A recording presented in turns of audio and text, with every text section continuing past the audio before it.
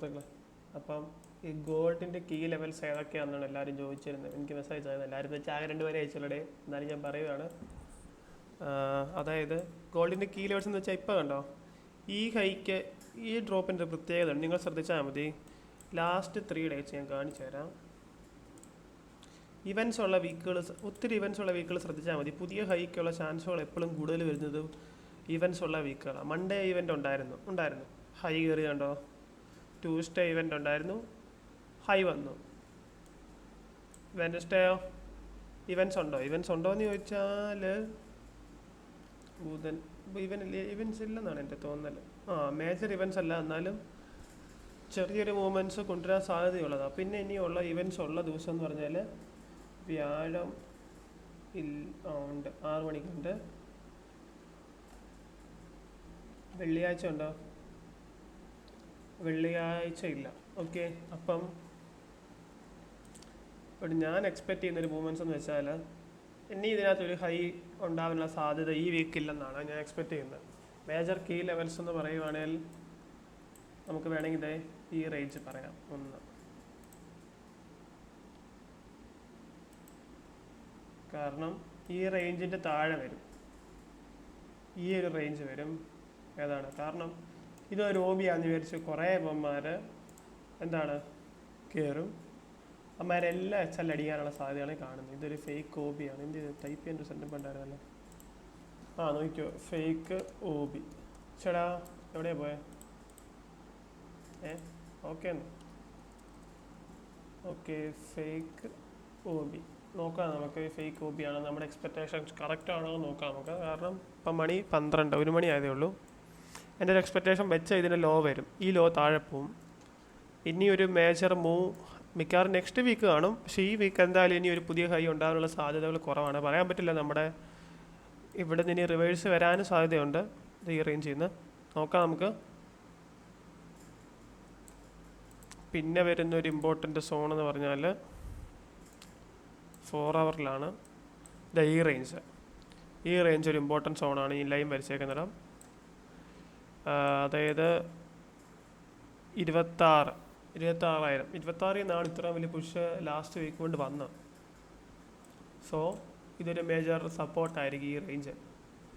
ഈ ഒരു റേഞ്ച് എന്ന് പറയുമ്പോൾ ഇങ്ങനെ ആയിരിക്കും വരുന്നത്. ഓക്കെ, ഇത് രണ്ടുമാണ് എൻ്റെ എക്സ്പെക്റ്റേഷൻ. പിന്നെ ഹൈ ഞാൻ എക്സ്പെക്റ്റ് ചെയ്യുന്നത് നെക്സ്റ്റ് വീക്ക് 27 എത്തണം. 27 എൻ്റെ ഒരു ഐഡിയൽ ടോപ്പ് എന്നാണ് ഞാൻ എക്സ്പെക്റ്റ് ചെയ്യുന്നത്. ചിലപ്പം വരാതിരിക്കാം, നോക്കാം നമുക്ക്. സോ ഇതാണ് കീ ലെവൽസ്. 5 മിനിറ്റ്സ് നോക്കുവാണെങ്കിൽ എന്താണ് ഇനി ഇവിടെ ഒരു സെൽ സൈഡ് വരുന്ന എപ്പോഴാണെന്ന് ചോദിച്ചാൽ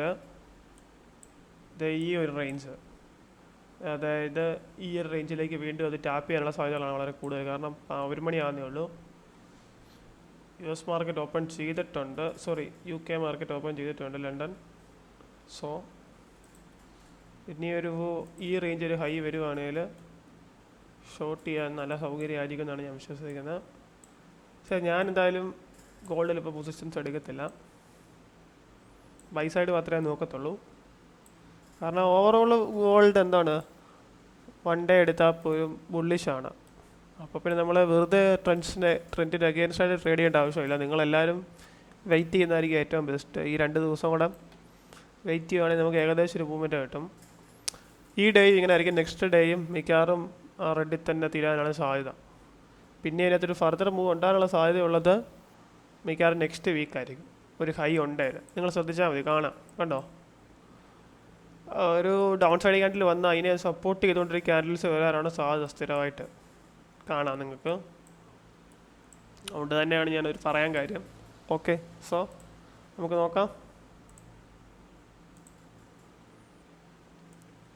സോ ഗോൾഡിൻ്റെ റേഞ്ചുകൾ ഏതാണെന്നൊക്കെ മനസ്സിലായെന്ന് വിചാരിക്കുന്നു.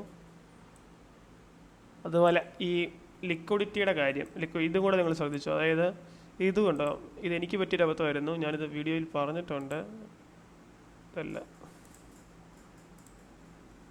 ഇതൊരു സൈഡ് വേസ് മാർക്കറ്റാണ്. സൈഡ് വേസ് വരുന്നത് എന്തിനാണെന്ന് വെച്ചാൽ ലിക്വിഡിറ്റി ഗ്രാബ് ചെയ്യാൻ വേണ്ടിയാണ് സൈഡ് വേസ് വരുന്നത്, ആണല്ലോ. Of course. അപ്പോൾ ദേ സോറി ബോക്സിംഗ് അല്ല, ഈ റേഞ്ച് വന്നിട്ട് എന്ത് ചെയ്തു, ഈ ചോട്ടിലുള്ള ലിക്വിഡിറ്റി എല്ലാം ഗ്രാബ് ചെയ്തു. ഇത്ര ഏരിയാസിൻ്റെ അപ്പോൾ ഈ ചോട്ടിലുള്ള ഏരിയാസിലെല്ലാം ലിക്വിഡിറ്റി ഗ്രാബ് ചെയ്തു. അപ്പോൾ ഈ മുകളിലത്തെ ഗ്രാബ് ചെയ്തെന്ന് വെച്ചാൽ മുകളിലത്തെയും ഗ്രാബ് ചെയ്തു, താഴത്തെയും ഗ്രാബ് ചെയ്തു. First move. അപ്പോൾ ഇതിനകത്ത് നമുക്ക് ചെയ്യാൻ പറ്റുന്ന ഒരു കാര്യം എന്ന് വെച്ചാൽ ഈ ക്യാൻഡിൽ കഴിഞ്ഞ് നെക്സ്റ്റ് ക്യാൻഡിൽ വരെ നമുക്ക് വേണം വെയിറ്റ് ചെയ്യാം. അങ്ങനെയാണെങ്കിൽ നമുക്ക് താഴോട്ടുള്ള ഫേക്ക് ഔട്ട് ഒഴിവാക്കാമായിരുന്നു. അതായത് എന്താണ്, ഇതിൽ ഈ ലൈനിൻ്റെ ഓപ്പണിംഗ് ആണ്, ഈ ലൈനിൻ്റെ താഴെ വന്നിട്ടില്ല. അപ്പോൾ നെക്സ്റ്റ് ക്യാൻഡിൽ വന്നിട്ടുണ്ട്. അപ്പോൾ സെക്കൻഡ് ക്യാൻഡിലിന് വേണ്ടി വെയിറ്റ് ചെയ്യാം. സെക്കൻഡ് ഒരു റെഡ് ആയിരുന്നതിൽ നമുക്ക് എൻട്രി ആവാമായിരുന്നു ഡൗൺ സൈഡിലോട്ട്. പക്ഷേ ബൈ സൈഡാണ്, അപ്പ് സൈഡാണ് വന്നത്. പിന്നെ നോക്കിയപ്പോൾ നല്ലൊരു ബുള്ളിഷ് മൊമെൻ്റ്, ഇത് ബ്രേക്ക് ചെയ്തുകൊണ്ട് കയറി വന്നു. അപ്പോഴേ ഇവിടുന്ന് ലോങ് എടുത്തു, ആ പൊസിഷൻ കിട്ടി. സോ അങ്ങനെയാണ് കാര്യങ്ങൾ.